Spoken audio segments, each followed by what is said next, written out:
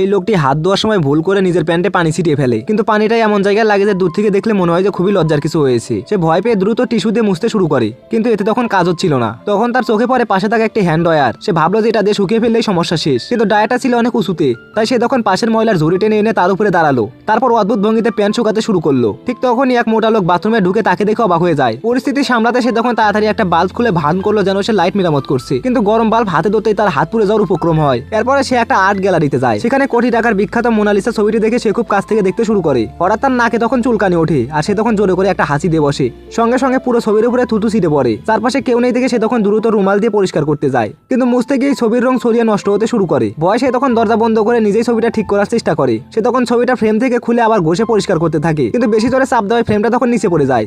এরপর সে ছবিটা নিয়ে স্টোর রুমে যায় এবং অ্যালকোহল দিয়ে পরিষ্কার করার চেষ্টা করে। প্রথমে মনে হচ্ছিল যে ছবিটা আগের চেয়ে আরো চকচকে হয়েছে, কিন্তু কিছুক্ষণের মধ্যে আসল রং গলতে শুরু করে। এরপর সে পুরোপুরি ঘাবড়ে যায়। যতই মুছতে থাকে ততই ছবির অবস্থা তখন খারাপ হয়ে যায়। শেষ পর্যন্ত পৃথিবীর সব থেকে বিখ্যাত সেই ছবির মুখটাই তখন পুরো নষ্ট হয়ে যায়। তো তোমাদের মধ্যে যারা লোকটির নাম জানো তারা অবশ্যই কিন্তু লোকটার নাম কমেন্ট করে দিও।